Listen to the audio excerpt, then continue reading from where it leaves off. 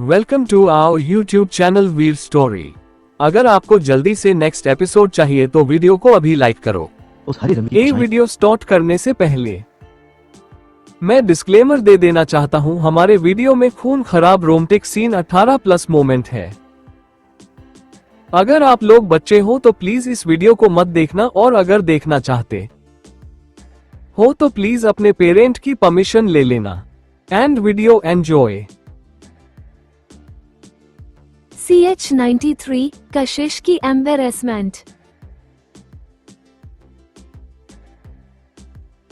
अब तक आपने पढ़ा कि कशिश और रणविजय वैदेही जी से मिलने आए थे, जहां वैदेही जी कशिश को कुछ बातें समझाती है। अब आगे। रूम में पूरी तरह शांति फैली हुई थी और कशिश फील कर सकती थी उसके दिल की धड़कन रणविजय भी सुन पा रहा है। उसकी बॉडी अभी भी काफी टेंस थी। सो नहीं पा रही हो? उसकी डीप आवाज उसे अपने ऊपर से सुनाई दी तो कशिश और भी ज्यादा टेंस हो गई। थोड़ी देर बाद उसने धीरे से अपना सर उठाया उसके चेस्ट से, और उसकी नजरें रणविजय के प्राउड जो लाइन और फिर उससे होते हुए उसकी डिप आंखों से जा मिली। मैं थोड़ी नर्वस हूँ। ये सुनकर रणविजय की भौहें आपस में सिकुड़ गई और उसने अपने होंठ हल्के से हिलाए और उसकी लो और सक्कटिव आवाज सुनाई दी। क्या तुम्हें ऐसा फील हो रहा है कि हमें ये जानबूझकर दादी माँ द्वारा बंद किया गया है? हमें सेम बेड पर लेटे हुए हैं, तुम मेरी बाहों में हो और हमारे बीच में गर्लफ्रेंड बॉयफ्रेंड वाला रिश्ता आज नहीं तो कल बनना ही है। लेकिन अभी तक कुछ हुआ ही नहीं है, मगर कब होना है यह नहीं पता। इस वजह से तुम्हें डर लग रहा है। ये सुनकर कशिश ने अपनी आंखें रोल की और थोड़ी देर सोचने के बाद हाँ में सर हिलाते हुए बोली, शायद तुम सही कह रहे हैं। ये सुनकर रणविजय पोज हो गया, फिर उसकी तरफ से देखते हुए उसने धीरे से हंसते हुए कहा, वेल तो चलो पहले कुछ कर लेते हैं। तो कुछ कर ही लेते हैं, रणविजय ने कहा और कशिश को पीछे की तरफ फ्लिप कर दिया। कशिश की नजरों के सामने कुछ सेकंड के लिए धुंधलापन आ गया और फिर उसकी नजरें रणविजय की नजरों से जा मिली। उसकी आंखें डिजायर से भरी हुई थी। कशिश की आंखें हल्की सी कांप गई, उसके दिल की धड़कन बहुत तेज हो गई थी और हर एक सांस के साथ उसकी चेस्ट ऊपर नीचे हो रही थी। रणविजय ने अपना हाथ आगे बढ़कर जेटली उसकी डेलिकेट चिन को सहलाया। उसकी कुल उंगलियां लाइटली उसके सॉफ्ट लिप्स को टच कर रही थी। अपनी हुस्की और सेंसेशनल आवाज में उसने पूछा, क्या तुम्हें लगता है कि हमें कुछ करना है चाहिए? ये सुनकर एक कंफ्यूजन कशिश की आंखों में दिखाई दिया, लेकिन फिर उसने अपने आप को शांत करने की कोशिश की और ध्यान से रणविजय को देखने लगी। उसके दिमाग में सुबह वैदेही जी की कही हुई बातें घूमने लगी। वह बातें एक इंटेंस अंडरस्टैंडिंग के साथ आती थी, इस इंस्टेंट के साथ कि क्या करना है, उसे कैसे ट्रीट करना है, कैसे मौके का फायदा उठाना है। ये सारी बातें उसके दिमाग में एक एक करके घूमने लगी, जिसकी वजह से बस उसके अंदर उसकी गट फीलिंग और एक अजीब सी चाहत रह गई थी। वह छोटी सी चुप्पी बिल्कुल सालों की तरह लग रही थी। काफी वक्त के बाद उसने फाइनली रणविजय की आंखों में देखा और सॉफ्टली कहा, तो फिर चलो कुछ करते हैं। उसकी आवाज बहुत मुश्किल से ही किसी को सुनाई दे सकती थी, मगर वह लोग बहुत ही ज्यादा नजदीक थे। उसके रिस्पांस को सुनकर रणविजय भी हैरान हो गया। उसके हाथ अपनी जगह पर जम गए और उसकी नजरें कशिश की नजरों से हटने का नाम ही नहीं ले रही थी। थोड़ी देर बाद उसने अपनी ग्रिप उसके चिन पर हल्की मजबूत कर दी और अपनी आंखें छोटी करते हुए फिर पूछा, आर यू श्योर? कशिश हिचकिचाए और उसका चेहरा शर्म और एम्बारासमेंट की वजह से जल रहा था। या शायद हमें कुछ नहीं करना चाहिए? तुम एक बार हाँ बोल चुकी हो और वापस लौटने का कोई तरीका नहीं है। रणविजय ने उसकी बात बीच में ही रोक दी और अपने होठों को उसके होठों पर रख दिया। वह एक ऐसी किस थी जिसमें कोई भी आर्ग्यूमेंट की जगह नहीं थी। अब पीछे मुड़ने का कोई तरीका नहीं था। रणविजय की यह किस काफी फियस थी। उसकी टंग कशिश के मुंह में शुरू से ही चली गई थी और उसके मुंह के कोने कोने की स्वीटनेस का स्वाद चख रही थी। कशिश ने नोटिस किया कि उसकी किस पहले से भी ज्यादा प्रैक्टिस हो गई है। वह उसे लीड कर रहा था और उसे कैसे रेस्पॉन्ड करना है इस बात के लिए गाइड भी कर रहा था। उन दोनों के सांसें भारी होने लगी। कशिश एक्सेप्टेंस से लेकर उसकी किस का जवाब देने की प्रक्रिया तक पहुंच गई थी और वह समझ पाती उससे पहले ही उसके दोनों हाथ रणविजय के कंधों पर पहुंच गए थे और उसकी उंगलियां ने टाइटली रणविजय की फैंसी शर्ट को पकड़ लिया था। उसकी हार्टबीट बहुत ही तेज और अजीब सी हो गई थी और वह उस पैशनेट किस में पूरी तरह से खो गई थी। उसे एक डीप किस के बाद कई सारे छोटे छोटे किस रणविजय उसे करने लगा। उसकी सांसें उसके लिप्स पर पड़ रही थी। उसने जेटली उसके लिप्स को लिक किया और लाइटली उन पर हल्का सा बाइट किया और उसके किसेस उसके होठों से होते हुए अब उसके गले तक पहुंच चुकी थी। उसका गला बिल्कुल एक तरह से हुए हीरे की तरह था, बिल्कुल गलवाए और खूबसूरत। उसके वार्म लिप्स उसकी स्किन को टच कर रहे थे, जिसकी वजह से कशिश को एक ऐसी गुदगुदी वाली सेंसेशन फील हो रही थी, जिसकी वजह से उसके रोंगटे खड़े हो गए थे। उसके हाथ अपने आप और रणविजय के गले के आसपास मजबूत हो गए। एक दबी हुई मौन की आवाज उसके होठों से निकली, जिसकी वजह से दोनों की बॉडी स्टिफ हो गई। रणविजय ने उसकी आंखों में देखा और उसकी आंखों में एक इनक्रेडिबल गहरी डिजायर और हैरानी भरे इमोशन के मिक्स दिखाई दे रहे थे। कशिश का चेहरा इतना लाल था जैसे वो छूते ही खून देने लगेगा। कशिश को खुद भी भरोसा नहीं हो रहा था कि वह थोड़ा सा सॉफ्ट मौन उनके मुंह से निकला है। वह यहाँ से भाग जाना चाहती थी, मगर रणविजय ने उसे अपनी बाहों में टाइटली पकड़ा हुआ था और वह उसके बिल्कुल नीचे थी, जहाँ बचने और छुपने का कोई रास्ता नहीं था। कशिश की नजरें पहले लेफ्ट और फिर राइट हुई हल्की सी, और फाइनली उसने सिचुएशन एक्सेप्ट करते हुए कहा, थोड़ा सा यहाँ पर इचिनेस है। रणविजय की आंखें चमक गई। उसका हैंडसम चेहरा, जिस पर अभी भी डिजायर साफ नजर आ रही थी, उस पर हल्की मुस्कुराहट आ गई। भले ही वह मुस्कुराहट हल्की सी थी, लेकिन वह एक विजुअल इम्पैक्ट दिखा रही थी जो शब्दों में बयान नहीं किया जा सकता था। वह उसके यूनिक चार्म को दिखा रही थी और एफर्टलेसली कशिश को मोहित कर रही थी। कहां पर इचिनेस हो रही है?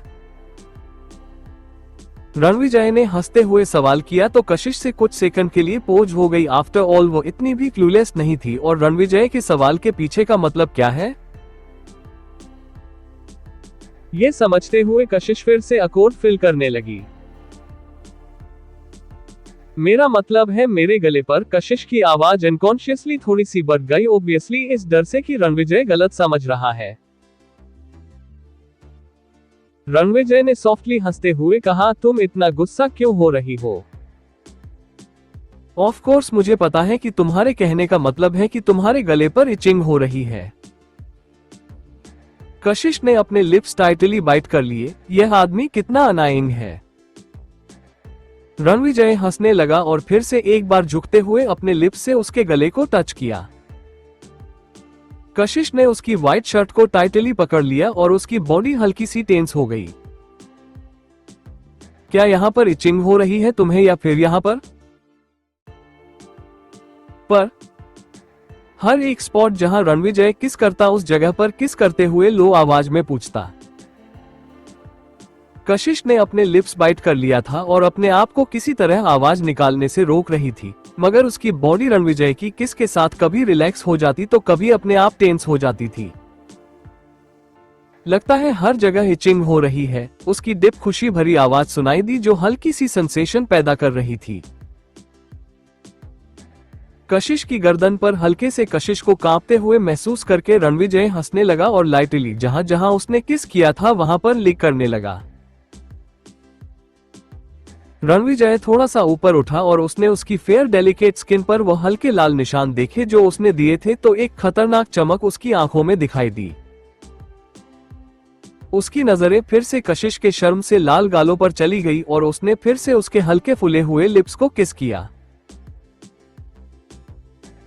कशिश की आंखें हल्की सी धुंधली हो गई थी, मगर वह फिर भी रणविजय की आंखों में देख सकती थी कि वह अपने आप को कंट्रोल कर रहा है। वह जानती थी कि रणविजय का ज्यादा आगे बढ़ाने का प्लान नहीं है।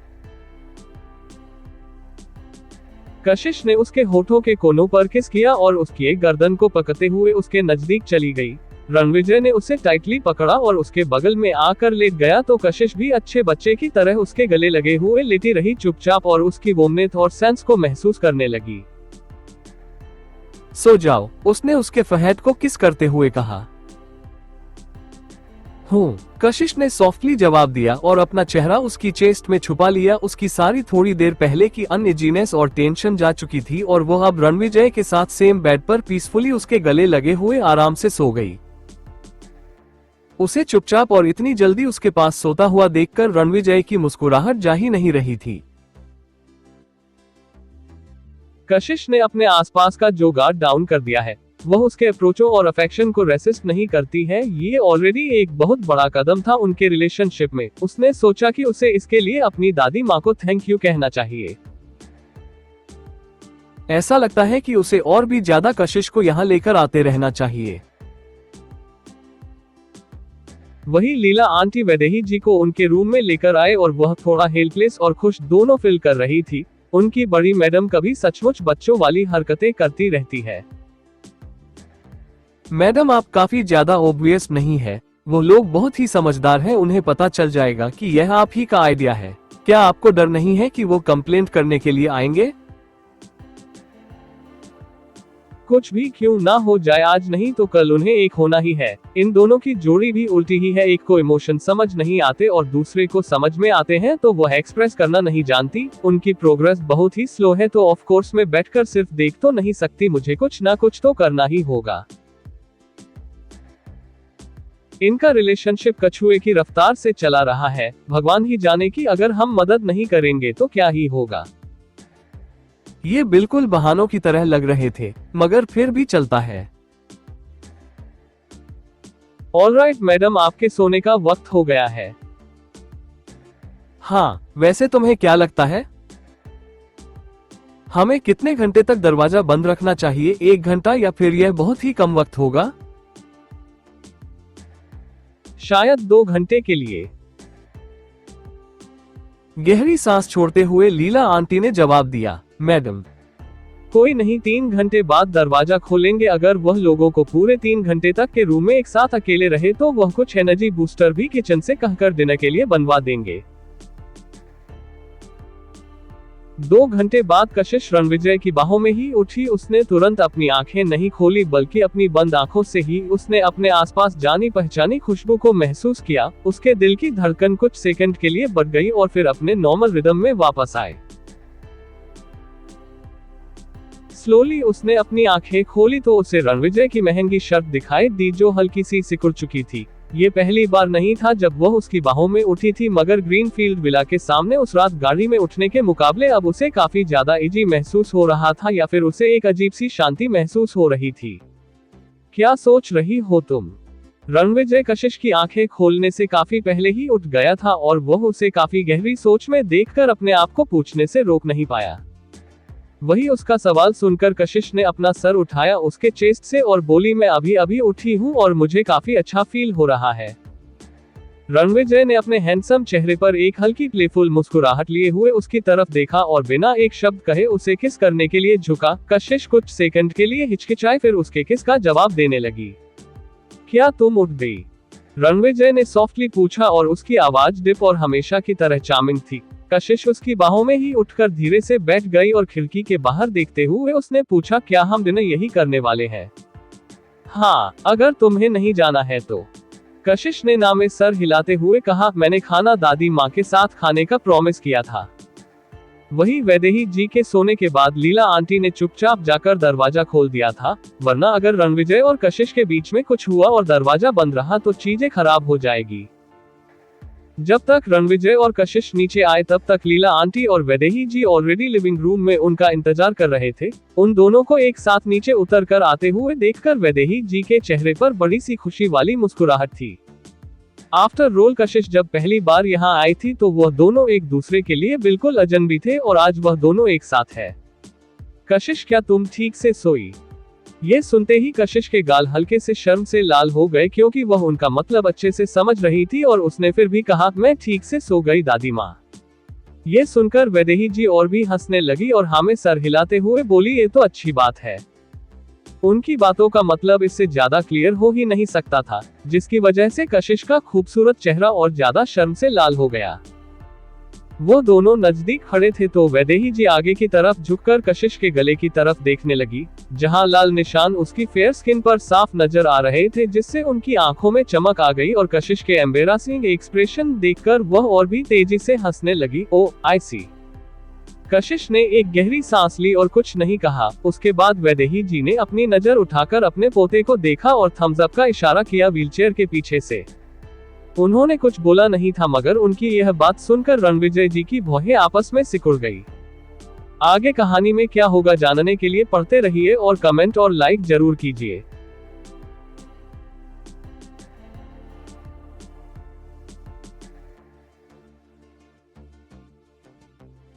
CH94 कशिश की कंपनी छीनने की कोशिश। अब तक आपने पढ़ा कि कशिश और रणविजय के बीच में कुछ रोमांटिक मोमेंट्स होते हैं जो वैदेही जी ने जानबूझकर क्रिएट किया थे। अब आगे। मिस कशिश, आपका फोन आपका बैग में बज रहा है, देखिए शायद कुछ अर्जेंट हो। लीला आंटी, जिन्होंने कशिश के अनकंफर्टेबल एक्सप्रेशन नोटिस कर लिया था, उन्होंने बात को कही और ले जाने की कोशिश की। तो कशिश की ऑकवर्ड एक्सप्रेशन धीरे धीरे चले गए और उसने कहा, वो मुझे चेक करने दीजिए। वह जानती थी कि फोन करने वाला इंसान कौन होगा और लीला आंटी बस उसका अटेंशन दूसरी तरफ करने की कोशिश कर रही है। इस वक्त उसे कोई आइडिया नहीं था कि सक्सेना परिवार इस वक्त कितने गुस्से में होगा, मगर उसे बाद में वहां तो जाना ही होगा। उसने कॉल उठाया नहीं, मगर एक उदासी उसकी आंखों में साफ दिखाई देने लगी और उसने अपने सामने खड़े रणविजय की तरफ देखा जो उसके सामने खड़ा था। डिनर के बाद कशिश और रणविजय एक साथ निकले, दादी माँ के रात भर वहीं रुकने के इनविटेशन को इनकार करके। क्या ऐसा कुछ है जो तुम मुझे बताना चाहती हो? जैसे ही वो लोग बाहर आए, रणविजय की डिप आवाज ने चुप्पी को तोड़ा तो कशिश के कदम रुक गए और उसने कहा, रणविजय, क्या तुम मुझे एक गाड़ी दे सकते हो? रणविजय की आईब्रो आपस में सिकुड़ गई और उसने कहा, जो भी तुम चाहो मैं वो तुम्हें दे सकता हूँ, लेकिन तुम उसके साथ क्या करने की प्लानिंग कर रही हो? कशिश ने एक गहरी सांस लेते हुए कहा, मुझे वहां जाना होगा। मैं तुम्हारे साथ चल रहा हूँ। कशिश अपनी बात खत्म कर पाती उससे पहले ही रणविजय ने उसकी बात को बीच में कोल्डली रोक दिया। क्लियरली उसने ऑलरेडी अंदाज लगा लिया था कि कशिश क्या बोलने वाली है। कशिश के दिल में थोड़ी तकलीफ कम हुई और उसने कहा, तुम्हें इन सब में इन्वॉल्व होने की कोई जरूरत नहीं है, मैं हैंडल कर लूंगी। वो लोग ऑब्वियसली तुमसे गुस्सा है और तुम्हें परेशान करने के लिए ही बुला रहे हैं और तुम्हें लगता है कि मैं तुम्हें वहां अकेला जाने दूंगा। कशिश ने उसका हाथ पकड़ लिया और उसे समझाते हुए धीमी आवाज में बोली, वो लोग मुझे हर्ट नहीं कर सकते, मैं अपने आप को प्रोटेक्ट कर लूंगी। रणविजय उसकी तरफ इंटेंशनली देखता रहा बिना कुछ कहे। क्लियरली वो उसके इस रिजेक्शन को अच्छे से नहीं लेने वाला। तो थोड़ी देर सोचने के बाद कशिश ने हार मानते हुए कहा, ऑल राइट, तुम मेरे साथ चल सकते हो, मगर अकेले मैं अंदर जाऊंगी, तुम गाड़ी में ही मेरा इंतजार करना और अगर कुछ भी होता है तो मैं तुम्हें तुरंत कॉल कर दूंगी। मैं उन्हें बहाना नहीं देना चाहती तुम्हें परेशान करने का। रणविजय के एक्सप्रेशन अभी भी कुछ कोल्ड थे, मगर शायद उसके लास्ट शब्दों से वह थोड़ा रिलैक्स हो गया था। फाइन, उसने कोल्डली कहा और वह क्लियरली यह सब कशिश के लिए ही कर रहा था। किस तरह की कार चाहिए तुम्हें? कोई भी सस्ती कार चलेगी। नहीं, रणविजय ने ब्लंटली मना कर दिया। उसने अपनी गाड़ी की चाबियां निकाली और उसका बटन प्रेस किया एक गाड़ी की तरफ जो एंट्रेंस पर खड़ी थी। यही सबसे सस्ती वाली गाड़ी है जो मेरे पास है, जो मैं यहाँ चलाकर लाया था और उसकी कीमत 3 करोड़ रुपए है। क्या ये चलेगी?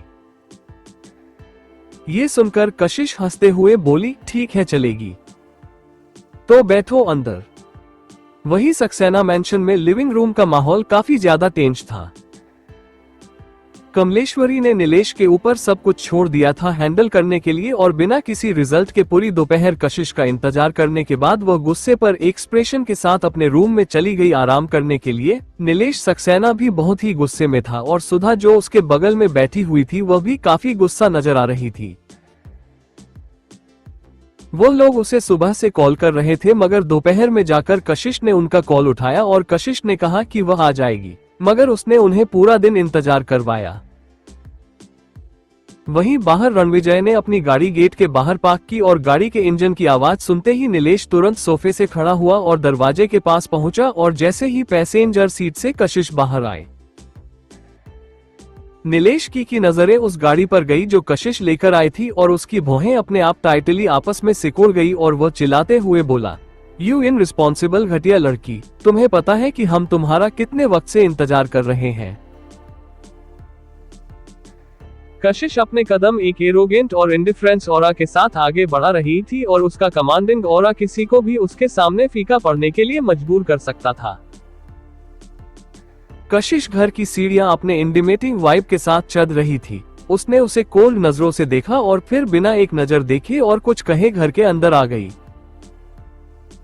कशिश के शांत इंडिफरेंस की वजह से अपने गुस्से के कंपैरिजन में नीलेश एक बेवकूफ दिखने लगा और जब तक वो लिविंग रूम में वापस आया गुस्से भरे चेहरे के साथ, कशिश ऑलरेडी सोफे पर बैठी हुई थी।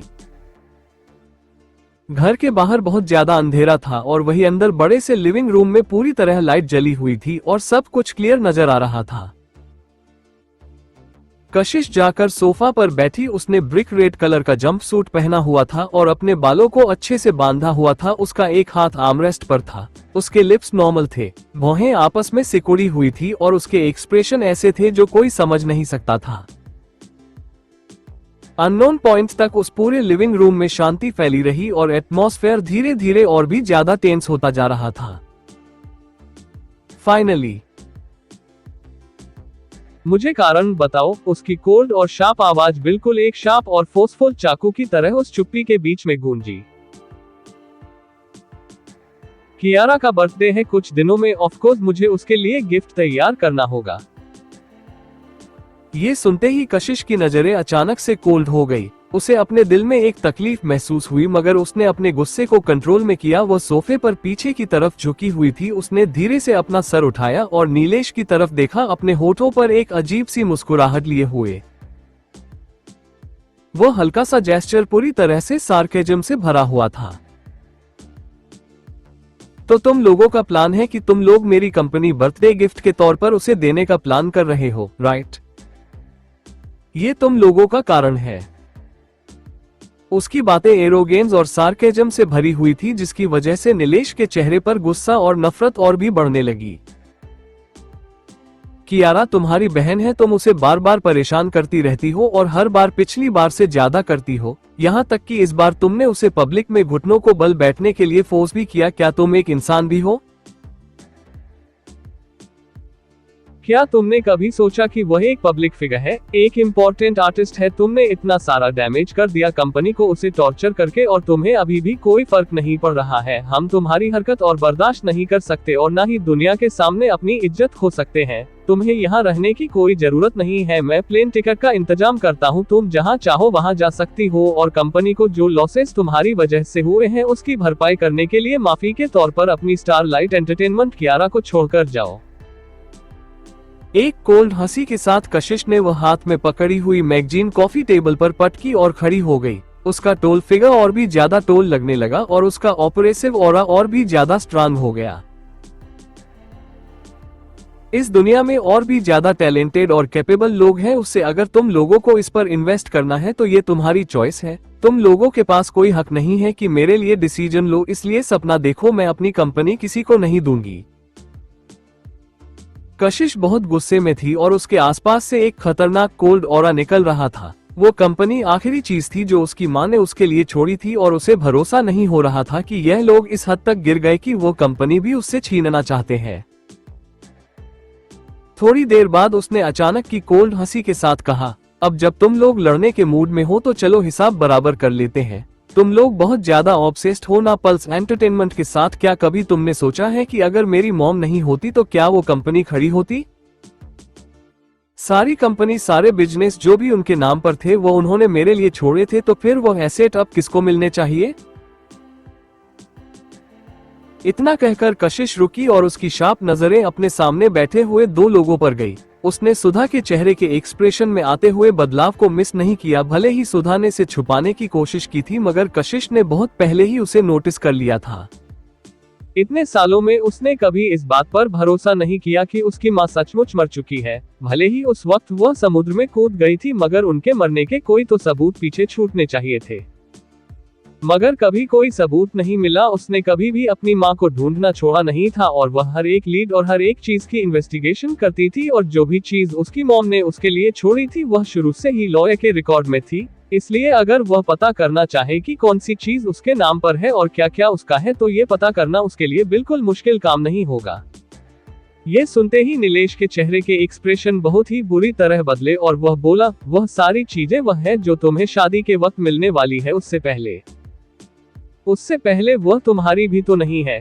कशिश ने बहुत ही सख्त आवाज में नीलेश की बात बीच में ही रोक दी। तुम्हें लगता है पल्स एंटरटेनमेंट और बाकी सब कुछ सक्सेना परिवार का है और कियारा सक्सेना परिवार की आंखों का तारा, इसलिए तुम लोग सब कुछ उसे दे दोगे। ओके, अब जब तुम लोगों ने मेरी कंपनी को छीनने की कोशिश की है तो देखते हैं कि कौन किससे क्या छीनता है।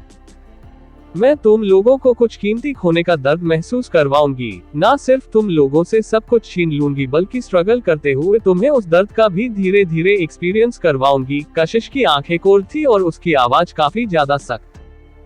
कशिश की इस बातों को सुनकर नीलेश और सुधा दोनों ही हैरान हो गए और एटमॉस्फेयर बहुत ही ज्यादा टेंस हो गया था। तुम सचमुच बहुत ही ज्यादा बेशर्म हो। अचानक एक और आवाज सुनाई दी जो जानी पहचानी टफनेस और अथॉरिटी से भरी हुई थी। कशिश ने अपना सर घूमकर कमलेश्वरी सक्सेना को देखा जो सेकंड फ्लोर के रेलिंग के पास खड़े होकर अपनी हाई पोजीशन से नीचे कशिश को देख रही थी और फिर वह धीरे धीरे सीढ़ियों से नीचे होते हुए कशिश के पास आए और उसकी शार्प नजरें के कशिश के चेहरे से होते हुए उसके गले पर गई। अपनी आंखें छोटी करते हुए कमलेश्वरी ने कोल्ड हंसी के साथ कहा, तुम और भी ज्यादा घमंडी होती जा रही हो। हर्ष की वजह से तुम खुद को थोड़ा कंट्रोल में रखती थी, लेकिन अब तुम खुद की गलत हरकतों को छुपाने के बारे में सोचती भी नहीं हो। एक बार जब तुम्हारी रेपुटेशन बर्बाद हो जाए तो रिग्रेट मत करना। कशिश समझ रही थी कि कमलेश्वरी क्या बोल रही है, मगर उसे समझ नहीं आ रहा था कि अचानक वह ये सब क्यों बोल रही है। यह एक हंसने वाली बात थी कि एक बड़े होने के बावजूद भी वह ये सारी घटिया बातें अपनी खुद की पोती से बोल रही थी। तुम मुझे देखने की कोई जरूरत नहीं है और ना ही मेरे बारे में ज्यादा सोचने की। तुम अपनी सारी एनर्जी और फोकस बचा कर रखो अपनी कंपनी और कियारा के लिए। ये सुनकर कमलेश्वरी सक्सेना का चेहरा धीरे धीरे डार्क होने लगा और उसने कहा, लगता है कि तुम अपने रास्ते पर चलने के लिए डिटरमिन्ड हो। ये सुनकर कशिश कोल्डली हंसते हुए बोली, अगर मैं जिद्दी नहीं होती तो अब तक 6 फुट जमीन के अंदर खड़ी हुई होती। मुश्किल के सालों में जब वह अब्रोड में अकेले अपनी जान के लिए लड़ रही थी तब किसने उसकी मदद की थी। वही कमलेश्वरी अपनी आंखें छोटी करके कशिश को देख रही थी। उसके कॉन्फिडेंस की वजह से सबकॉन्शियसली उसे उसकी बातों पर भरोसा होने लगा था। उसने पहले ज्यादा नोटिस नहीं किया था, लेकिन अब वह उसे सिंपली इसी तरह इग्नोर नहीं कर सकती थी। यंग, चालक और बिल्कुल भी अंडर एस्टिमेट नहीं किया जा सकता था, बिल्कुल अपनी मां की तरह। इस तरह का कॉन्फिडेंस उसकी रगों में खून के साथ बह रहा था, जिसकी वजह से हमेशा वह सबके सामने स्ट्रांग नजर आती थी। उसे उसके इस कैरेक्टर से कोई फर्क नहीं पड़ता था। अपनी एबिलिटीज के साथ वह कंपनी के लिए बोझ नहीं बनेगी, मगर सक्सेना परिवार के पास कियारा थी। कियारा सक्सेना परिवार का लकी चार्म है और कशिश, वेल, वह बस कियारा के लिए एक बेड लक, इसलिए वह इसे इस घर में नहीं रहने दे सकती थी। इस बारे में सोचते हुए वह कोल्ड हंसी के साथ बोली, देखते हैं कि तुम्हारे अंदर कितनी हिम्मत है। कशिश ने अपनी आईब्रोज उठाए और उसकी आंखें शार्प और कोल्डनेस और सार्केज्म से भरी हुई थी। वेल, बस इंतजार करो और देखो। उसने अपनी बात खत्म की तो उसकी नजरें सुधा पर गई और उसने कहा, तुम तैयार हो जाओ सब कुछ लौटाने के लिए जो मेरा है, वरना मैं तुमसे 2 गुना ज्यादा वसूल करूंगी। तुम लाइन क्रॉस कर रही हो। कशिश के एरोगेंट और रूड एटीट्यूड ने नीलेश को गुस्सा दिला दिया और उसने काफी टेबल पर हाथ मारते हुए तुरंत खड़े होकर चिल्लाते हुए कहा। मगर कशिश को उसके गुस्से से कोई फर्क नहीं पड़ा और उसे पूरी तरह इग्नोर करते हुए उसने अपनी आईब्रो उठाए और सुधा से नजर हटाकर कमलेश्वरी की तरफ देखते हुए बोली, नेक्स्ट टाइम मुझे मीटिंग के लिए बुलाना हो तो पहले सोच लेना कि मैं उस बात से एग्री करती हूँ या फिर नहीं। इस तरह फालतू मेरा टाइम वेस्ट मत करो। इतना कहने के बाद कशिश हंसने लगी और वहां से चली गई। वहां कशिश की प्रेजेंस नहीं थी, मगर उसकी कोल्ड आवाज अभी भी लिविंग रूम में गूंज रही थी। क्या तुम लोगों को पता है कि इस शहर की सबसे टॉप लड़की कौन है? वह खुद थी। यह एक बड़ा नॉलेज था। उसने सोचा कि पहले वह सब कुछ गलत समझती थी और सब कुछ गलत बर्दाश्त कर लेती थी, लेकिन अब वह बिना किसी गलती के ब्लेम अपने ऊपर बर्दाश्त नहीं करेगी। एक कोल्डनेस कशिश की आंखों में दिखाई दी। सिस, तुम वापस आ गई। वह आवाज डर और हैरानी से भरी हुई थी जो अचानक से वहां सुनाई दी। कशिश ने ऊपर देखा तो उसे कियारा दिखाई दी जो बहुत ही प्यार से हर्ष का हाथ पकड़े हुए वहां आ रही थी। दरवाजे के बाहर की लाइट और ब्राइट थी, इसलिए कशिश बहुत ही आसानी से बहुत ही ज्यादा उदासी, डिसअपॉइंटमेंट और डर कियारा के चेहरे पर देख सकती थी और कशिश को देखते ही वह और भी ज्यादा डर गई और उसने टाइटली हर्ष का हाथ पकड़ लिया। कशिश, तुम यहाँ क्या कर रही हो? तुम थी कहाँ? तुमने न ही मेरे फोन का जवाब दिया और न ही मैसेजेस का। क्या तुम्हें दूसरों को परेशान करने में मजा आता है? हर्ष ने जेटली कियारा का कंधा थपथपाया और कशिश की तरफ देखा जो लिविंग रूम से बाहर आते हुए सीढ़ियों पर पहुंच चुकी थी। आगे कहानी में क्या होगा जानने के लिए पढ़ते रहिए और कमेंट और लाइक जरूर कीजिए।